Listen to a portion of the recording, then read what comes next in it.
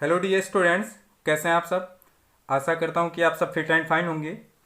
आज के वीडियो में 12th मैथमेटिक्स में मैट्रिक्स की जो एक्सरसाइज चल रही थी 3.2, उसमें क्वेश्चन नंबर 19 से डिस्कशन स्टार्ट किया जाएगा। ये आपका 19th क्वेश्चन है, जो ये है कि किसी व्यापार संघ के पास 30,000 रुपये का कोष है, जिसे दो भिन्न भिन्न प्रकार के ब्रांडों में निवेशित करना है। प्रथम ब्रांड पर 5% वार्षिक ब्याज तथा द्वितीय पर 7% वार्षिक ब्याज प्राप्त होता है। आव्यूह गुणन का प्रयोग करके यह निर्धारित कीजिए कि 30,000 के कोष को दो प्रकार के ब्रांडों में किस प्रकार निवेशित करें जिससे व्यापार संघ को प्राप्त कुल वार्षिक ब्याज 1,800 रुपये और 2,000 रुपये हो। कहने का मतलब ये है कि 30,000 रुपये का अमाउंट है, दो प्रकार के शेयर्स में इन्वेस्ट करना है, बट वो कितना कितना अमाउंट इन्वेस्ट करे दोनों में कि उसको एक बार 1,800 रुपये और एक बार 2,000 रुपये का प्रॉफिट हो। बट पहले शेयर पर उसको ब्याज 5% ही मिलेगा और दूसरे पर 7% मिलेगा। तो इसी तरीके से अगर इसको लगाएंगे आप, तो नॉर्मल तरीके से भी जैसे आप लगाते हैं कि पहले ब्रांड में एक्स अमाउंट उसने कर दिया तो दूसरे पे 30,000 माइनस एक्स हो जाएगा। इस तरह से आप करके इजी तरीके से निकाल सकते हैं, लेकिन यहाँ पे आपको बॉन्ड किया गया है कि आव्यूह गुणन का ही प्रयोग करके निकालिए इसको। तो चलिए देखते हैं। माना पहले ब्रांड पर x रुपये निवेशित करना है,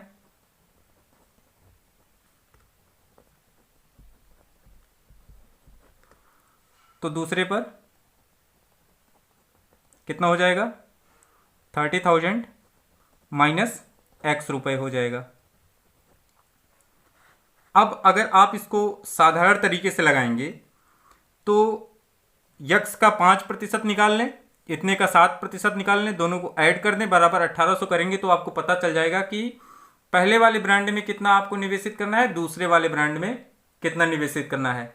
तो लेकिन हमें आव्यूह गुणन का प्रयोग करके निकालना है। तो देखिए अब आगे क्या होगा इसमें। इसको आव्यूह में जब लिखेंगे तो ये हो जाएगा x, यहाँ पे कितना हो जाएगा 30,000 माइनस एक्स।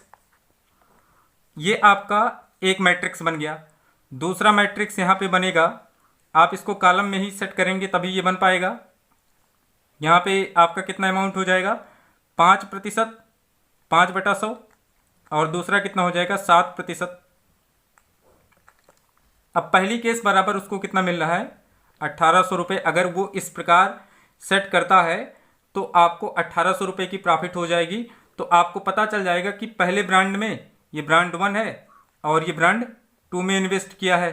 तो ब्रांड 1 में और ब्रांड 2 में वो कितना कितना अमाउंट इन्वेस्ट करेगा आपको यहाँ से पता चल जाएगा। अच्छा, अब यहाँ पे बात उठती है कि ऐसा मैंने क्यों लिखा।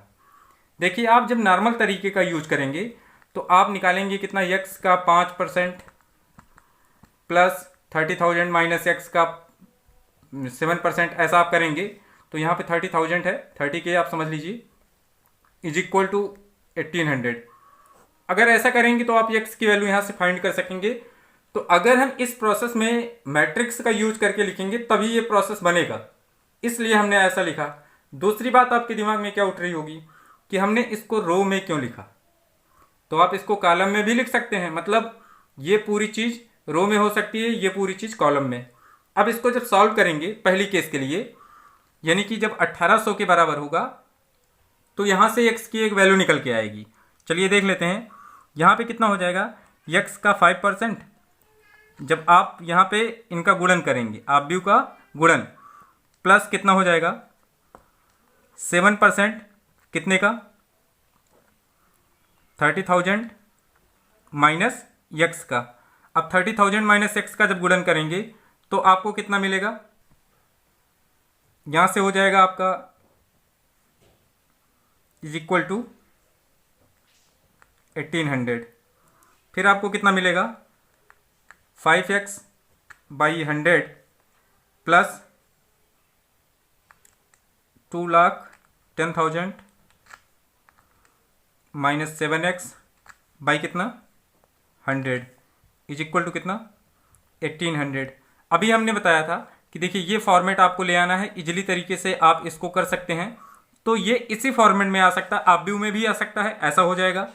अब क्या हो जाएगा, यहाँ से आपको मिलेगा 5x minus 7x plus 2,10,000 by कितना 100 इज इक्वल टू कितना 1800।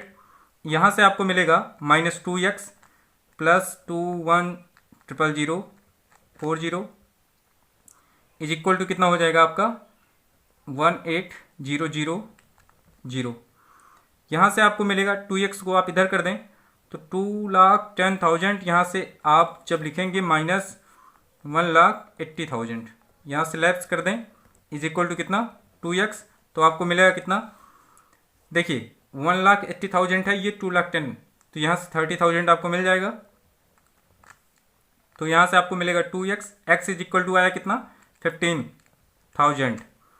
तो x की वैल्यू मिल गई, मतलब पहले बांड में वो कितना इन्वेस्ट करेगा, पहले बांड में वो 15,000, तो दूसरे में कितना करेगा, B2 की वैल्यू कितनी है 30,000 minus x, it means 30,000 minus 15,000, ये हो जाएगा आपका।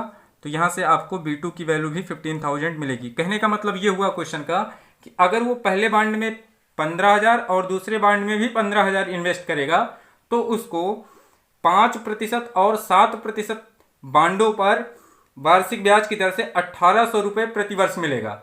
इसी तरह से आपको दूसरा भी करना है। आप यहाँ पे x मान के जब इसको सॉल्व करेंगे तो यहाँ से आपका बन जाएगा x, दूसरा कितना 30,000 माइनस x, ये आपका रो में चाहे बनाइए चाहे कॉलम में बनाइए, और यहाँ पे सेम कंडीशन 5% बाई कितना, यानी कि बाई का मतलब ये मैट्रिक्स के नीचे रहेगा 7%, बाई नहीं है वो, इज इक्वल टू कितना हो जाएगा आपका यहाँ पे 2,000। अब आप इसको सॉल्व करेंगे तो यहाँ से दूसरी वैल्यू निकलेगी x की, और उस तरह से B1 में वैल्यू वो हो जाएगी और B2 की वैल्यू भी आपको मिल जाएगी जब आप 13,000 माइनस x से निकालेंगे। ये देखिए एक्सरसाइज 3.2 का 20 वाला क्वेश्चन है, जिसमें क्या है कि किसी स्कूल की पुस्तक की दुकानों में 10 दर्जन केमिस्ट्री की बुक है, 8 दर्जन फिजिक्स की और 10 दर्जन इकोनॉमिक्स की पुस्तकें हैं। इन पुस्तकों का विक्रय मूल्य क्रमशः 80 रुपये, 60 रुपये तथा 40 रुपये प्रति पुस्तक है। आव्यूह का प्रयोग करके ज्ञात कीजिए कि दुकानदार को सभी पुस्तकों को बेचने पर प्राप्त लाभ कितना होगा। यानी कि आपको अमाउंट निकालना है कि अगर वो सभी किताबों को बेच देता है तो कितना अमाउंट का उसको प्रॉफिट हो जाएगा, ये आपको फाइंड करना है। तो इजी है। इसी तरह से आपका 19वां वाला क्वेश्चन था। अब इसमें क्या करेंगे आप कि 10 दर्जन है लेकिन यहाँ पे प्रति पुस्तक का मूल्य दिया गया है, तो सबसे पहले आप इसको कन्वर्ट करेंगे प्रति पुस्तक में। तो 1 दर्जन बराबर कितना होता है, 1 डोजन बराबर होता है 12 पीसेस, ये होता है। तो 10 दर्जन का मतलब कितना हुआ, यानी कि यहाँ पे केमिस्ट्री की बुक हो जाएगी कितनी 120, और 8 दर्जन यहाँ पे 96, ये फिजिक्स की बुक हो जाएगी, और यहाँ पे 120 अगेन यहाँ पे इकोनॉमिक्स की पुस्तक हो जाएगी। तो अब इस पे काम कैसे करना है ये देखते हैं। आप चाहे सभी पुस्तकों को एक रो में लिख लें या जो उनका मूल्य है उनको रो में लिख लें। एक को रो में लिखें, एक को कॉलम में। चाहे पुस्तक का जो नंबर है उनको आप रो में लिखें और चाहे जो मूल्य है उनको रो में लिखें। तो अगर मान लीजिए यहाँ पे हम पुस्तक का मूल्य ही रो में लिखते हैं 80, 60, 40, ये इस तरह से आप लिख लेंगे। तो कॉलम में आपको लिखना पड़ेगा कितना 120, 96 और फिर 120, इस तरह से आप लिखेंगे। तो आव्यूह में जब इस तरह से आप सेट करेंगे तो आपका क्या हो जाएगा, ये पहला मैट्रिक्स था और ये वाला दूसरा मैट्रिक्स है आपका, यानी कि जो आव्यूह आपका बना है ये पहला है, ये मूल्य का है, और ये वाला किसका है, किताबों की संख्या का। बस आपको सिमिलरली क्या करना है कि इसका प्रोडक्ट कर देना है। प्रोडक्ट करेंगे तो उसको पता चल जाएगा कि कितना आपको यहाँ से प्रोडक्ट मिला है, वो ऐड करके आप बता देंगे कि कितना अमाउंट का उसको प्रॉफिट हुआ है।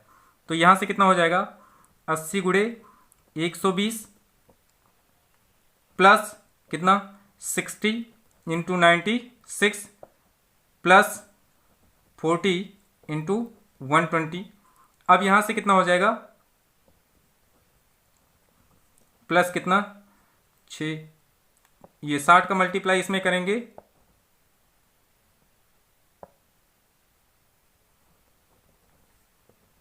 प्लस कितना, सभी को ऐड कर लें आप, यहाँ पे कितना हो जाएगा, ये अमाउंट आपको मिल जाएगा। इन सभी को ऐड करेंगे तो आपको मिलेगा 20,160 रुपये, इतने की उसको प्रॉफिट हो जाएगी। अब क्या है इसमें कि ये पहला मैट्रिक्स मैंने जो यहाँ पे प्राइस का माना है, और दूसरा ये नंबर ऑफ बुक्स हैं। इसमें पहला वाला आपका केमिस्ट्री का था, दूसरी बुक आपकी किसकी थी, यहाँ पे फिजिक्स की थी, और तीसरी बुक आपकी किसकी थी, इकोनॉमिक्स की थी। यहाँ पे ये पहला अमाउंट जो था ये फिजिक्स का अमाउंट था, यानी कि पर यहाँ पे जो पहला अमाउंट जो आपका यहाँ पे था, यहाँ पे जो आपका पहला अमाउंट था वो केमिस्ट्री का था। किसका था, केमिस्ट्री का। और यहाँ पे क्या है, ये दूसरा अमाउंट किसका है, फिजिक्स का है। तीसरा अमाउंट किसका है, इकोनॉमिक्स का है। तो ये प्रति पुस्तक का मूल्य है 80 रुपये, 60 रुपये, 40 रुपये। तो आप अगर साधारण लैंग्वेज में इसको करते तो ऐसे ही करते, 80 गुणे कितना 120, 60 गुणे 96, 40 गुणे 120, और सबको सम करते तो यही आता। बट मैट्रिक्स के तरीके से भी ऐसे ही आएगा। तो आई होप ये 20 वाला क्वेश्चन भी आपको अच्छे से समझ में आ गया होगा। अब चलते हैं 21वें क्वेश्चन की तरफ। 21वां क्वेश्चन क्या कहता है वो देखते हैं। तो 21वें क्वेश्चन पे जाने से पहले यहाँ पे देखिए नोट दिया है फॉर 21 एंड 22, यानी कि 21वें और 22वें दोनों क्वेश्चन के लिए यहाँ पे कुछ चीज़ें हमको जाननी पड़ेंगी। ये क्वेश्चन में आपको पहले से ही दे रखा है नोट में। यक्स एक मैट्रिक्स है, वाई, जेड, डब्ल्यू, पी, ये सभी मैट्रिसेस हैं। इनकी जो कोटि है यानी कि ऑर्डर वो दिए गए हैं 2 cross n, 3 cross k, 2 cross p, n cross 3, p cross k। ऐसे इनकी क्या है, कोटियां हैं, मतलब इनके ऑर्डर्स हैं। तो आपको 21वें क्वेश्चन में क्या करना है, ऑप्शनल है ये क्वेश्चन, बट इसमें एक कॉन्सेप्ट है। क्या है कि पी वाई यहाँ पे दोनों मैट्रिसेस का मल्टीप्लाई हुआ है, पी एंड वाई मैट्रिसेस का ये मल्टीपल हुआ है यहाँ पे, प्लस कितना डब्ल्यू एंड वाई, अब इसका मल्टीपल इसके साथ में हुआ है। के परिभाषित होने के लिए यन के तथा पी पर क्या प्रतिबंध है, मतलब यन के पी क्या होना चाहिए, यानी कि इन्हीं ऑप्शन में से एक ऑप्शन इसके लिए ट्रू होगा, वो आपको बताना है। तो देखिए हम लोग जानते हैं कि अगर ए बी पॉसिबल है, यानी कि दो मैट्रिसेस ए और बी हैं, इनका अगर हम प्रोडक्ट निकालते हैं तो पहले में क्या, कॉलम का number of column is equal to कितना होना चाहिए, नंबर ऑफ रो।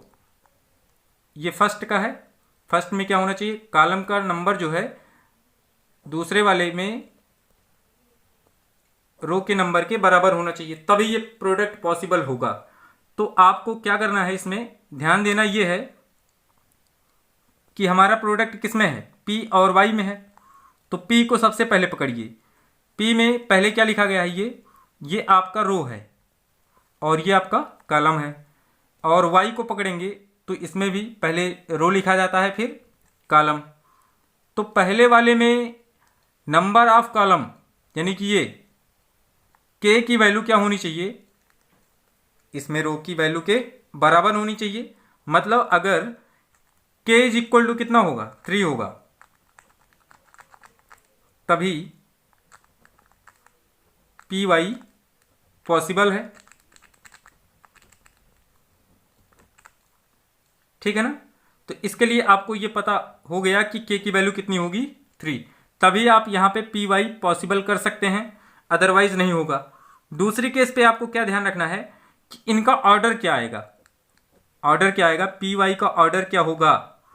अगर मान लेते हैं पी वाई का ऑर्डर आपको बताना है कि आपने पी वाई का प्रोडक्ट किया है तो इसका ऑर्डर क्या आएगा, तो मैं यहाँ पे ऐसे ही लिख देता हूँ कि आपको समझ में आए। इसका ऑर्डर कितना आएगा, पहले वाले का आप रो ले लीजिए, दूसरे वाले का आप कॉलम ले लीजिए।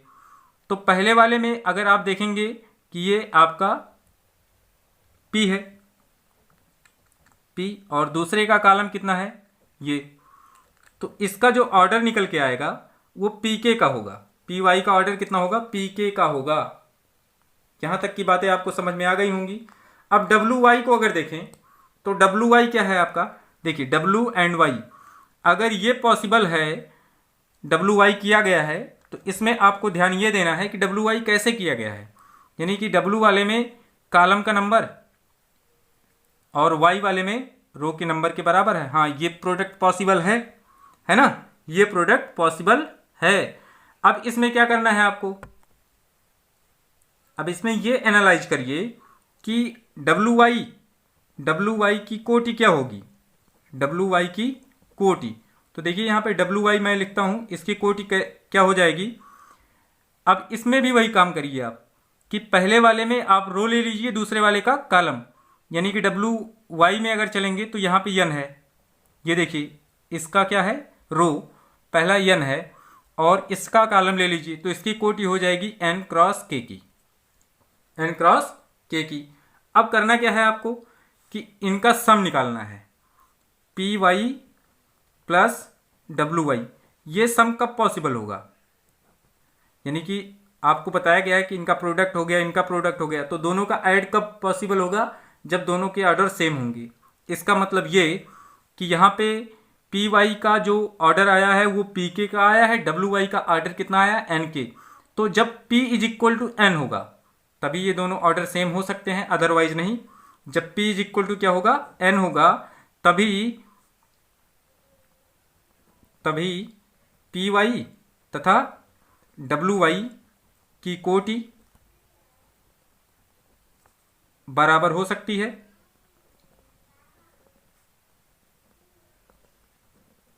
अब अगर ये बराबर हो सकती है तो ये हमको सम भी पॉसिबल हो जाएगा, यानी कि इसका सम हम फाइंड कर ले जाएंगे।